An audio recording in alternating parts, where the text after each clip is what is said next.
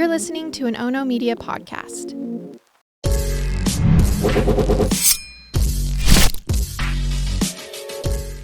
Good morning, and thanks for joining me for Rise in Crime, your morning caffeine hit all about crime.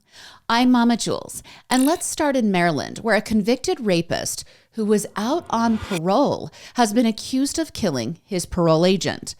We have to go back to 1995 to begin the documented criminal history of Emmanuel Edward Sewell. Now, Sewell was in his mid-20s when he first served prison time for an armed robbery charge. Sewell pled guilty to charges of first-degree burglary, first-degree sexual offense, and robbery with a dangerous or deadly weapon. He spent less than a year in prison before being paroled, and it didn't take him long to commit another crime. On Halloween of 1996, Sewell entered a stranger's home in the middle of the night through an open window.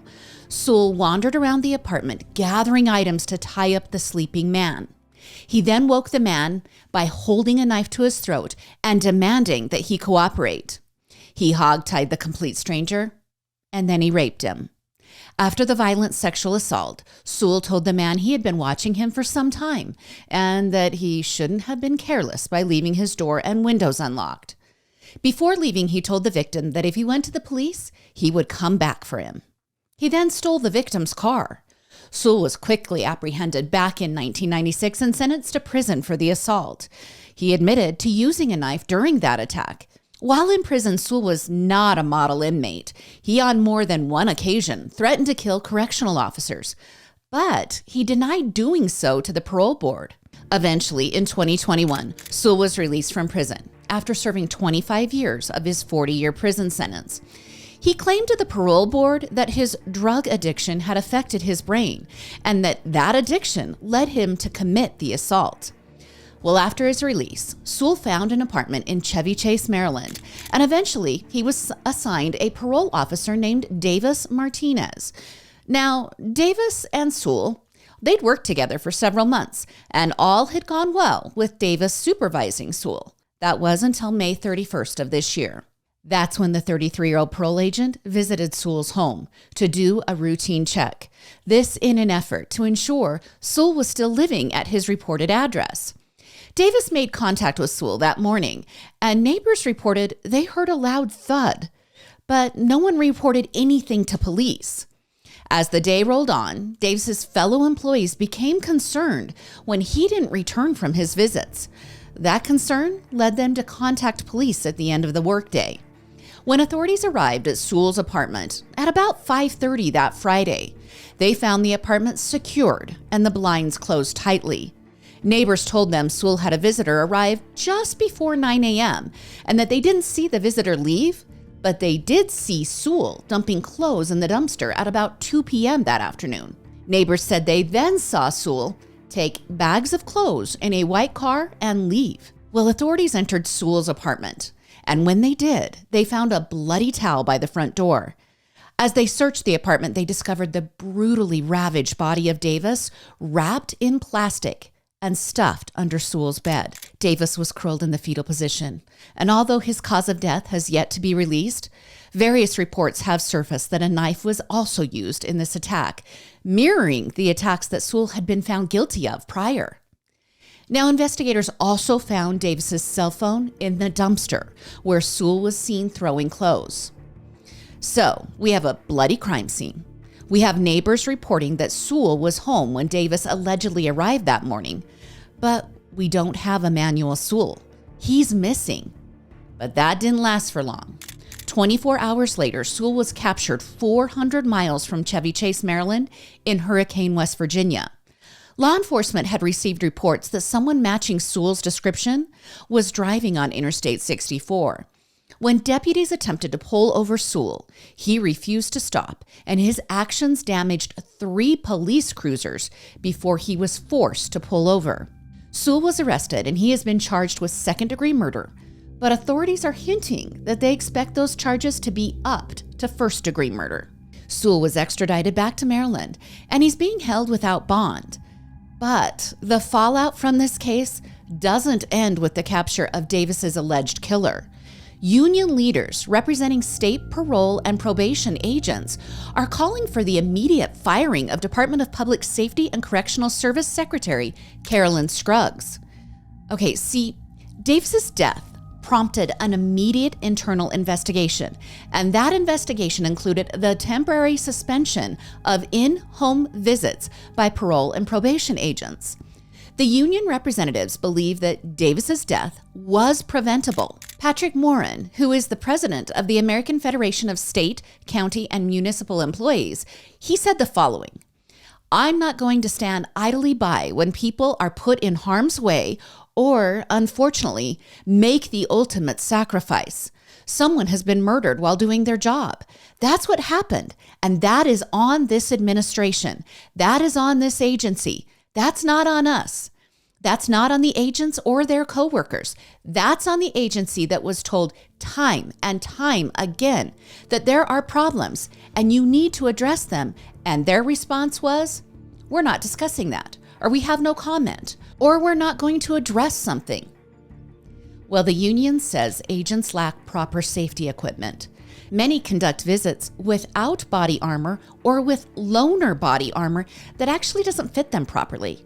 Union members have posed the question if parole and probation officers should be carrying firearms. They did admit that this is a complex issue that should be given consideration. They also have asked that agents conduct in-home visits in pairs. The union also has concerns about the caseload of each agent. The group recommends a ratio of 20 cases per agent for clients that require intense supervision, or a 50-to-1 ratio for moderate supervision of clients, and then a 200-to-1 caseload for low-risk clients. Now, the average ratio statewide in Maryland was 67 clients per agent in 2023.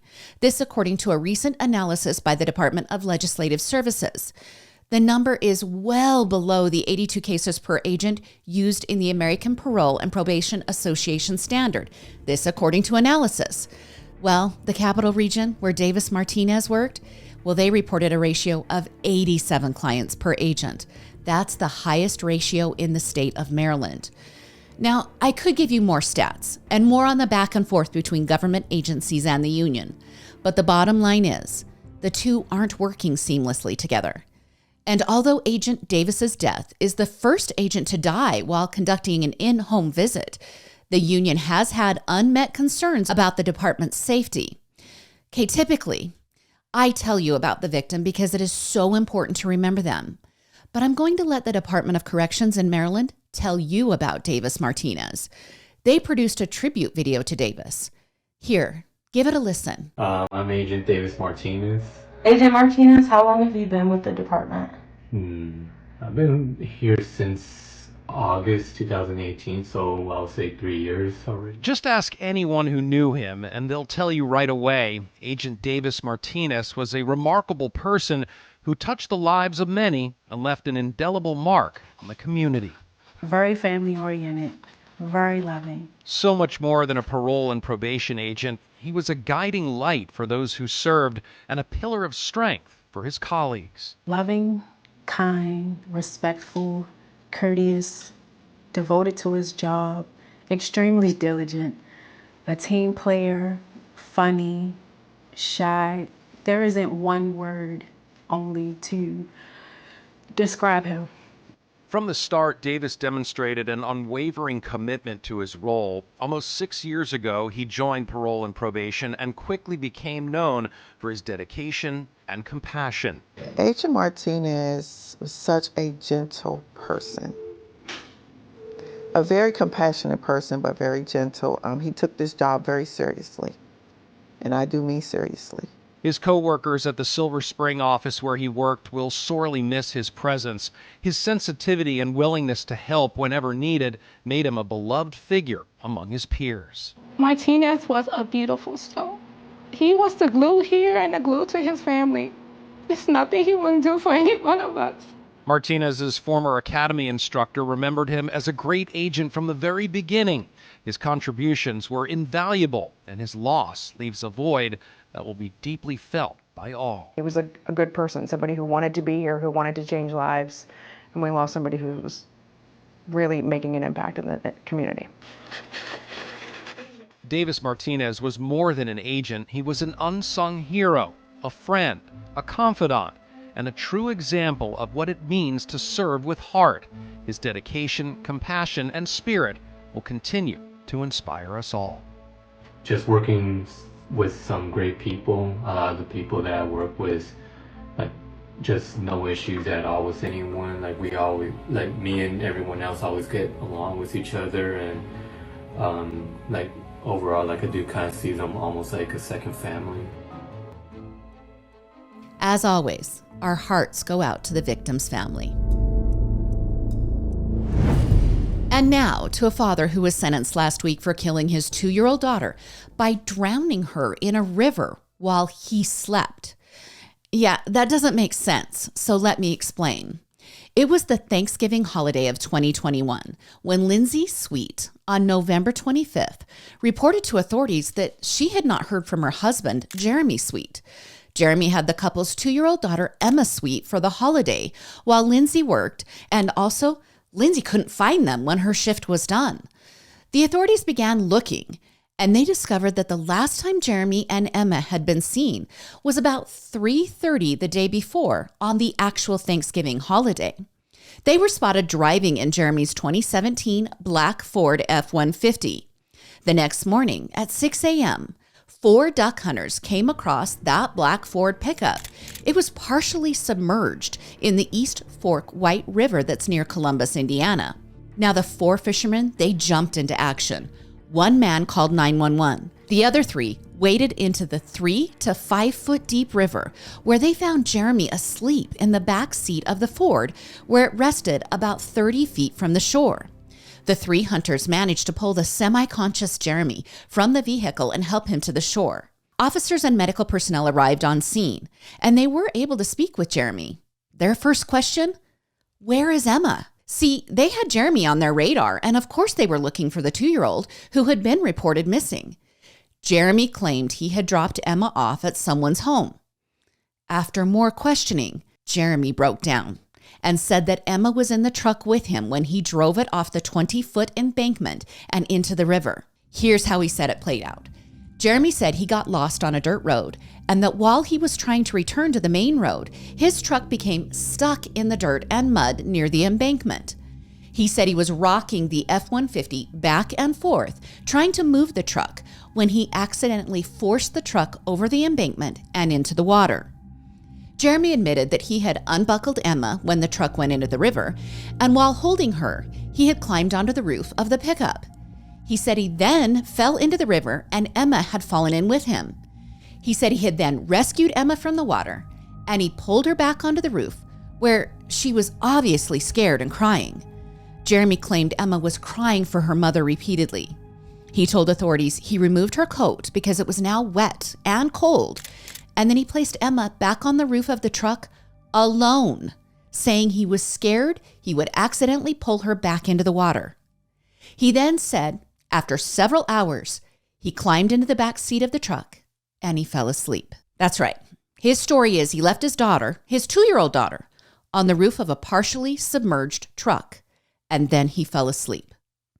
Now, investigators found a used syringe in the back seat of the truck, along with a baggie that had contained drugs. Searches for Emma continued for the next 2 days, and eventually she was found about 2.5 miles downstream from the truck. Her body was caught up in some debris that had accumulated in the river. According to the coroner's report, Emma died from both hypothermia and asphyxiation. Well, after several years and several hearings, 41-year-old Jeremy Sweet entered a guilty plea, and last week he was sentenced to 40 years in the Indiana Department of Corrections. He had previously pled not guilty, but just days before his trial, he changed his plea. Now, the charges, they're a little complicated. Judge James Wharton sentenced Jeremy to 30 years for the death of Emma, but Jeremy was also sentenced to an additional 10 years for being a habitual offender. The sentences will be served consecutively. Jeremy admitted in court that he was a drug addict because prior to the death of Emma, Jeremy had been charged in 11 drug-related cases. Those charges stem back to 2001, and most of them involved methamphetamines. During those years and those charges, Jeremy had broken the terms of his probation multiple times. Those probation violations included Jeremy owning a firearm. During the sentencing, Jeremy kept his emotions in check until it came time to admit that he was responsible for the death of his daughter, Emma. That's when he said, with his voice cracking, that there was nothing he could say now that would change what had happened. Here's what he said. I swear to God on everything that I love that I'm so sorry. This event was a chain of decisions that resulted in catastrophic consequences. It's a senseless, tragic loss of life. Now, while giving his brief remarks, he turned to the family and he directed the words towards them. During the sentencing, police detectives questioned Jeremy's story. They testified that they didn't believe he was lost because the newer pickup had a functioning GPS system, and also Jeremy had driven 1.5 miles on that dirt and gravel road before plummeting off the embankment. Investigators also testified that Jeremy had been at the Horseshoe Casino with 2 friends the entire night before that Thanksgiving in 2021. Jeremy had admitted during that night of gambling, he had ingested both marijuana and methamphetamines. After partying, Jeremy had picked up Emma from Lindsay due to the holiday and due to Lindsay needing to work. And Jeremy said he took Emma to one of his friends' homes and they hung out there until 3 o'clock when he gave that friend a ride to work on that Thanksgiving day. Investigators testified that it was about 4:15 that day when Jeremy drove the truck off the embankment. You guys, it was daylight. He didn't even have the darkness to cover for his neglectful actions. Now, the judge made it clear that the reason for the extended sentence was because Jeremy had not seized opportunities that had been provided for him to obtain the needed help to recover from his addictions. The prosecutor in the case said Emma's death was so preventable. She said it is likely that Jeremy will spend the rest of his life in prison and that the sentence was appropriate under the circumstances. Now, little Emma was quite the charmer. Her obituary says she competed in the America's Best Pageant Circuit, where she won the Baby Miss Bartholomew County contest, and she was also the current Tiny Miss Bartholomew at the time of her death. Emma had appeared in magazines and had modeled for Little Luna's clothing line. She loved dancing, especially to the Baby Shark tune. She would ask that her hair be done into pigtails, and she loved strawberries and bananas. She had 4 siblings, and according to the obituary, she had her brothers wrapped around her finger. All right, we're back in Indiana for this truly bizarre story. I've had people ask me if engagement in the true crime industry will ever fade, and I tell them not as long as there are victims to represent, and the engagement will carry on as long as people do irrational criminal things, just like this story I'm about to tell you. Last week, the Avon Police Department was dispatched to a burglary in progress in the early morning hours. When the cops arrived at the scene, they found the homeowner on her front porch. 38-year-old Robert Nalker was inside the home, but his Prius was still idling in the driveway. Now, police called for him to come outside. When he exited the home, he was covered in blood. He said the blood was from him breaking through a window to enter the home. Robert told investigators he and the victim worked at Chick-Fil-A together and that he had broken into her home to help her. He declared that his former coworker was possessed and that he needed to perform an exorcism to help her. He then asked cops if he could go back into the house and find his CD because he needed to play track 3 for the woman in order to, quote, save her. Okay, all of this is so weird. But one of the weirdest things, I didn't know people still played CDs. Anyway, he then yelled at the cops to not look into his effing eyes. Well, inside the house, police found a shattered window to the back door, then a trail of blood through the kitchen, and then on the island in the kitchen, they found the blood-covered CD in its case. A trail of blood led upstairs and also to the basement. And cops, well, they also discovered that Robert allegedly destroyed the home's entertainment and stereo system. On the home's projector screen, it appeared Robert had tried to write something in blood, but only the letter R had been completed. The victim told investigators that the two had known each other for more than 20 years and that recently he had been sending her bizarre messages about not listening to Spotify. Well, Robert was taken to the ER by EMS workers, and there they determined he was mentally unstable. As of the recording, he's not been arrested, but the Avon police have been granted a warrant to charge him with felony residential entry, criminal mischief, and disorderly conduct. He is currently admitted to a behavioral unit. And the female victim was unharmed in the incident. All right, let's finish with an update to a story I brought you on March 7th on Rise in Crime. 57-year-old Michael Maiden of Oswego, Oregon. Well, he's going to serve time in prison for drugging a group of preteen girls with fruit smoothies that were laced with sedatives. Now, if you remember, Michael is the father to a 12-year-old girl, and his daughter had 3 friends over in August of last year for a scheduled sleepover that Michael directed. And I say scheduled and directed because it was very planned out. Michael had activities for the girls to participate in, like taking them to get their nails done. He took them shopping. He stopped and got pizza for the girls before taking them back to his home. And then he hovered over the girls as they played in the sprinklers. He then was attentive as they sat in the hot tub. Now, as the girls took showers to prepare for bed, Michael was making smoothies for the girls in the kitchen. One of the girls told authorities that the smoothies had white chunks and that a white powder was sprinkled over the top. He sat with the girls, insisting that they finish the smoothies he had prepared. One of the 3 girls didn't particularly like the taste of the smoothie, and so she wasn't drinking hers. She told the authorities this was making Michael frustrated. As the 4 girls went to the basement to sleep, the 12-year-old, who didn't drink her smoothie, heard Michael enter the basement. Scared, she just pretended to be asleep. That's when she felt Michael's arms gently pull the girl sleeping next to her away from her and towards the opposite side of the bed. But then Michael left. And then he returned a short time later, and the preteen, pretending to sleep, watched him wave his hand in front of her friend's face and also place a finger under her nose to check her breathing. Now, the terrified girl was sure that he was checking to see if her friend was completely asleep. Michael then again left the basement, and this allowed the non-sleeping girl the time to text and call her parents and other family friends. She was trying to find anyone who would answer. One text to her mom read, "Mom, please pick me up and say we have a family emergency. I don't feel safe. I might not respond, but please come get me." She then inserted the crying emoji before writing, "Please, please pick up, please, please."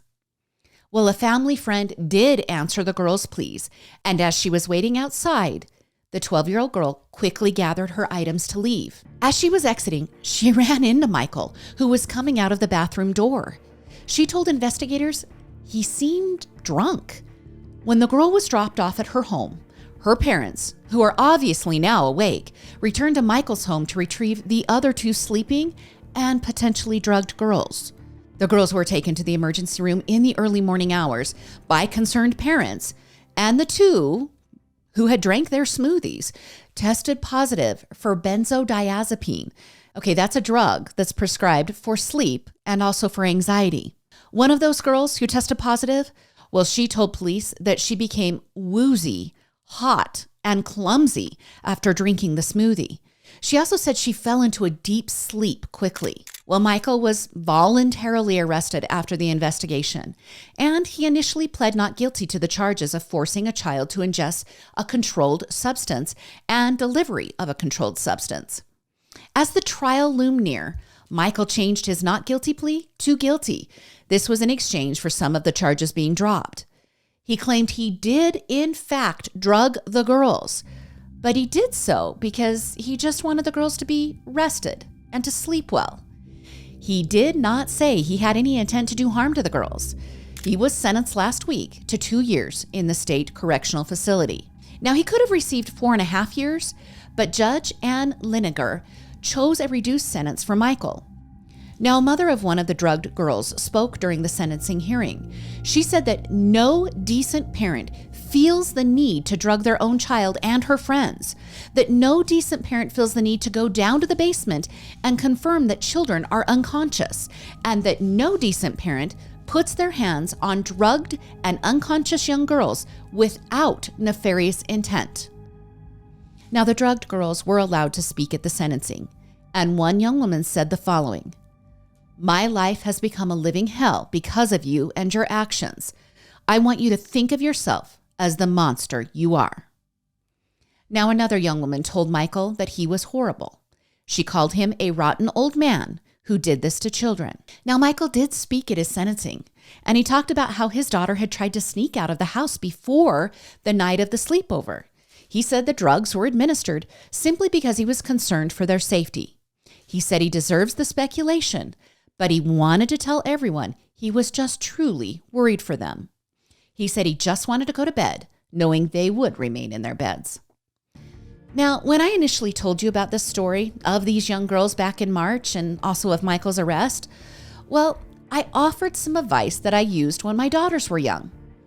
After sharing that advice in the Rise in Crime episode, I had several mothers say they had implemented my strategy and how wonderful it felt to have that open line of communication with their daughters. So I'm going to offer it again. When my girls were young, Marley and Peyton, I tried to empower them, to encourage them in any situation that they could exit if they needed to. They could leave. Now, we had a standing policy. I told them, if you're uncomfortable in any way when you're with friends or adults, you can call me or text me. When they would call, I would ask them if they wanted me to make them leave. All they had to do was answer yes. The friends in the room didn't know that I had asked that. And then I would tell them to say, my mom's being so demanding and I have to go. If they texted, I would ask the same thing. And if they said yes, I would call them up and say they needed to come home. I didn't care what their friends thought of me. I don't care if they thought I was demanding. I cared that my girls felt safe and that they could act on their gut feelings, just like this 12-year-old did in this situation. She was nervous about the smoothie. She was nervous with Michael's actions. That would be enough for me as a mother to take action. You guys, it's a weird, weird world out there. Please give young girls the tools to be strong. All right, that's your Monday episode of Rise in Crime. If you're headed to the Murder with My Husband live show in Nashville, please make sure you say hi to me. I'd love to meet you. And if you're loving the content on this channel, please share this show with a friend. And we always love 5-star reviews and positive comments. And you can also like and follow on all our social media and YouTube accounts that we have here at Ono Media. That's Rise in Crime, Into the Dark, and Murder with My Husband. You can join me again on Thursday for more morning crime news. I'm Mama Jules, and keep safe out there.